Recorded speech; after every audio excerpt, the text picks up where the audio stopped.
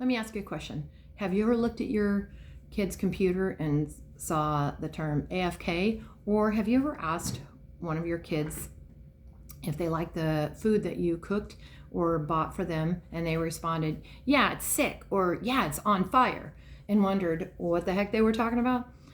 Yeah, me too. So today I'm going to try to break it down of what I'm learning as I continue to raise our alphas and our Gen Zs, and we've raised already our our millennial and our two, well, one is kind of in the middle, and our Gen Zs.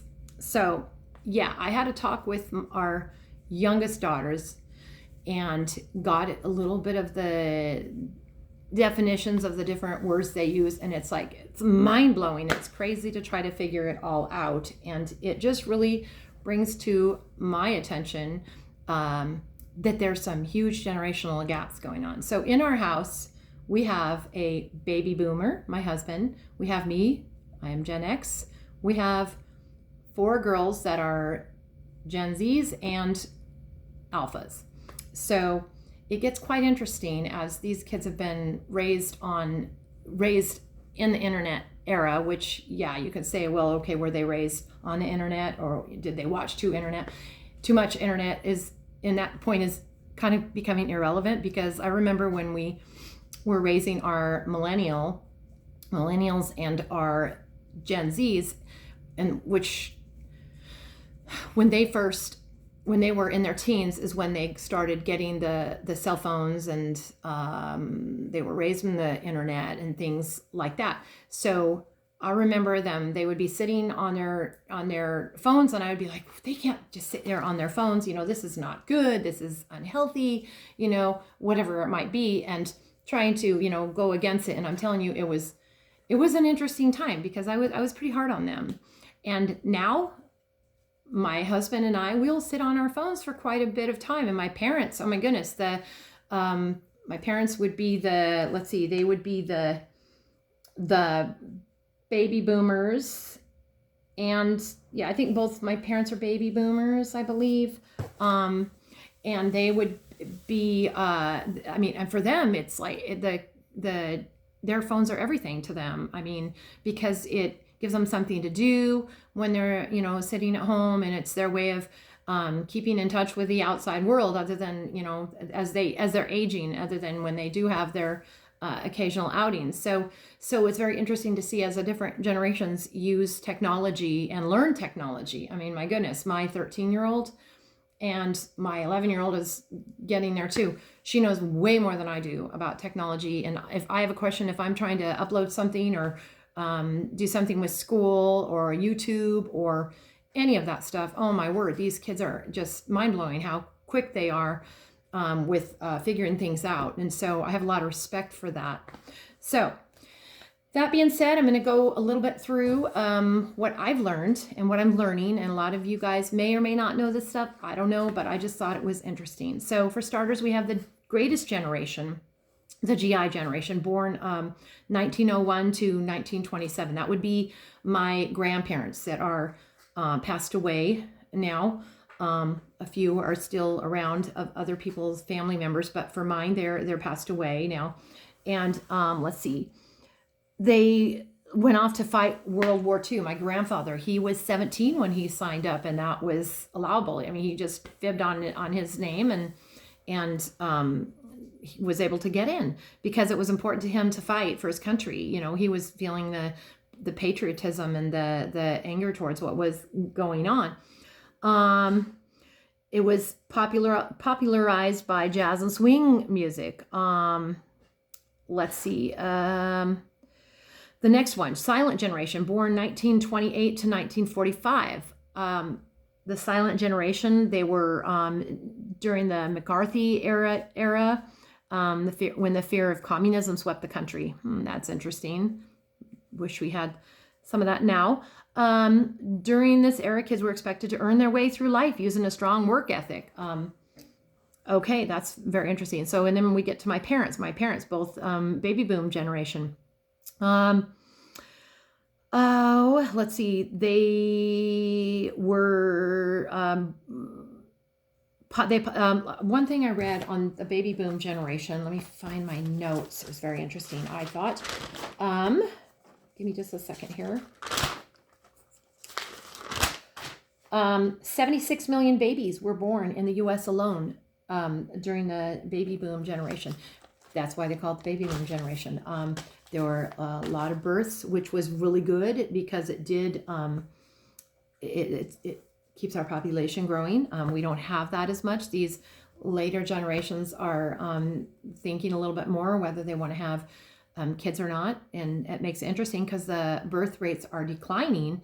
And because of that, we're going to end up in a different situation a few years down the road. The immigration is beefing that up, but at the same time, we could end up being in trouble in a few years if we end up with not enough younger generation to keep our world going, or I should say specifically our country going. So that's a whole nother subject. Okay, so let's see. We have baby boom generation, Gen X. That's me, Gen X. I'm in my 50s. Gen X, considered the slacker generation. Lived through the AIDS epidemic. MTV, I was raised on MTV. Wasn't my parents' doing, it was my doing. When I'd be babysitting, I watched it for hours. Loved it, enjoyed it. Let's see, Gen X, which this is no big surprise because my husband, even though he's a baby boomer, we definitely both are this way. First to use helicopter parenting styles. It says, unlike their boomer parents who famously let their kids stay outside until the street lights came on. Absolutely. That was what we did. We'd play all day, around the corner, around the block, out in the field, across the street, down the street with kids. We were running all over the neighborhood. And we were expected, when those lights came on in the evening, it was time to go home. So really good times. Rode our bikes. Oh my gosh. I would never let my kids do what my parents let me do, and riding my bike all over the neighborhood when I was very young. I had a paper route at age 9. I babysat at age 9 full time. Oh my gosh. My 2 9-year-old daughters, never in a million years. Not only would it be illegal, but I wouldn't do it. Yet I was doing it full time, and big on working. My parents were big on having us work, so we did a lot of that. So anyway, so that was the Gen X time for me. And as a parent, I thought it was only me until my kids got older, because I could tell that we were helicopter parenting. We homeschool, which I wouldn't say that's helicopter parenting. Some would, but for me, it's more freedom actually to teach them the way that we want to teach them, and to be actually more critical thinkers. So anyway, but yeah, so as my kids grew up, they weren't allowed to just roam the neighborhood the way I was allowed to roam the neighborhood, but it was different times. I mean, my gosh, the crime is crazy. You didn't know your neighbors as well. There was a lot of reasons behind that, but apparently it wasn't just me, it was my generation, or they were raising their kids differently. So then the millennial generation, which we have 2 that would be qualified for that, also called the Generation Y, born 1981 to 1996. Let's see. Generation proven to be incredibly community oriented and environmentally conscious. I would say that's true, definitely. They also are more encouraging to their kids to live as their authentic selves. And let's see, then we go to Generation Z, born 97 to 2010. First to be born in a world where they know nothing besides connection to one another, albeit through phones, screens, and tablets. Huge change in culture, in people, in everything. I mean, it changed everything. And it's interesting. I remember we got our first phone in 1997, approximately. And my husband and I shared one. I used it.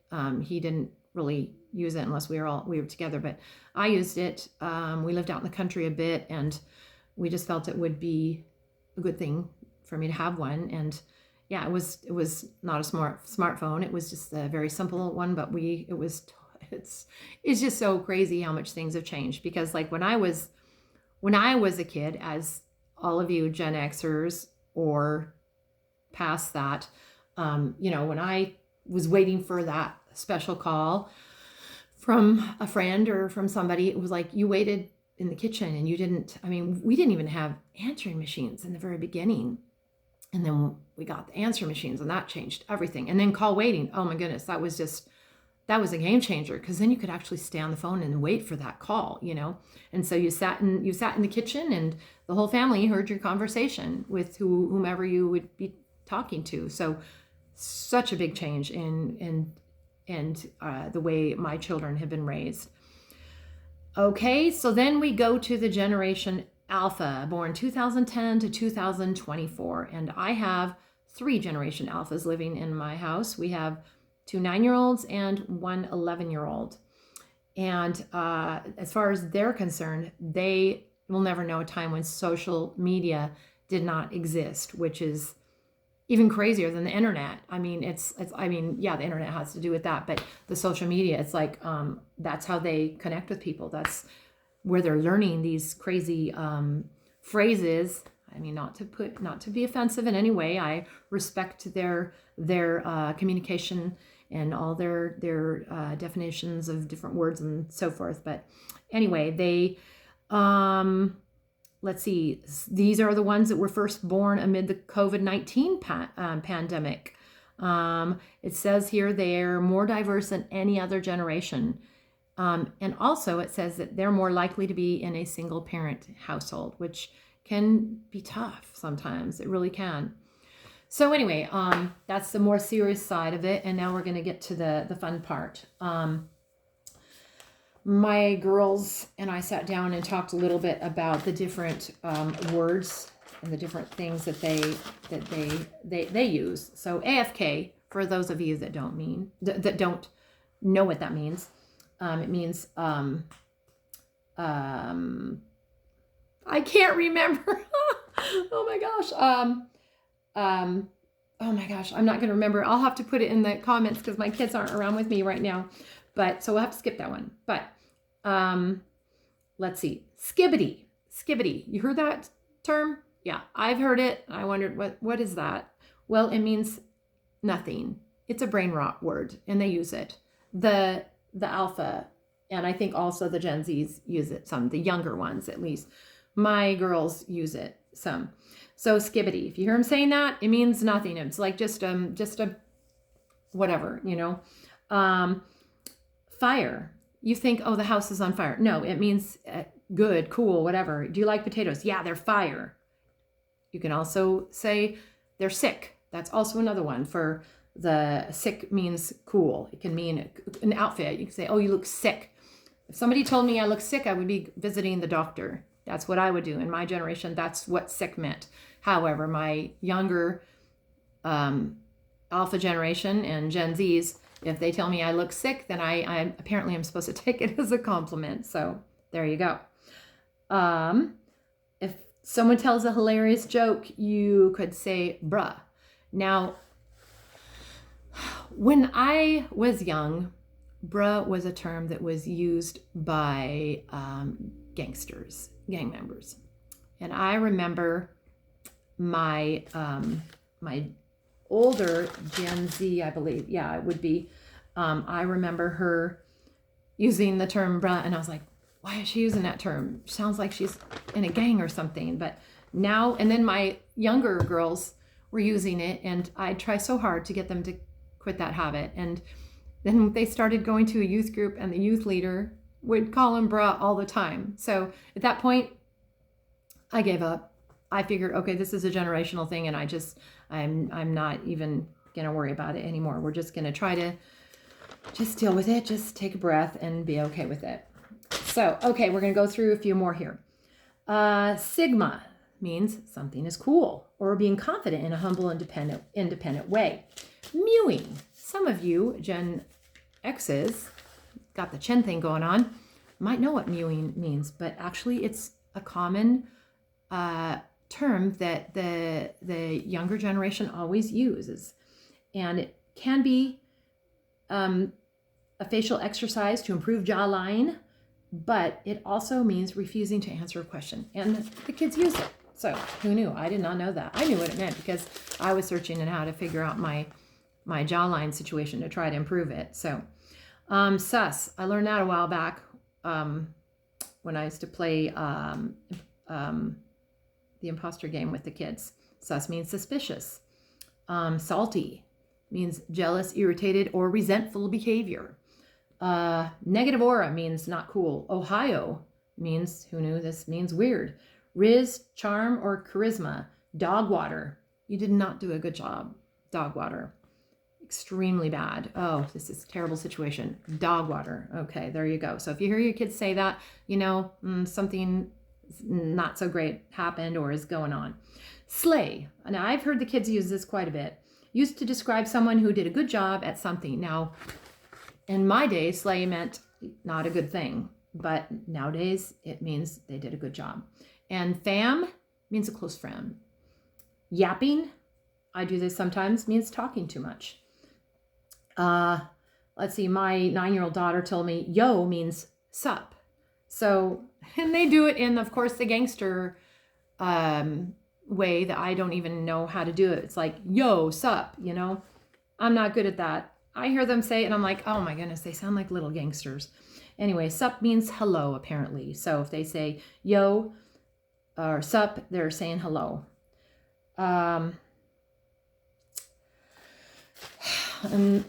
I guess last but not least, my youngest, Alpha, she said, people will say, wow, wow, wow. And she wanted me to share that with you guys because for her that was important and that was part of her communication. So, okay, so you got it.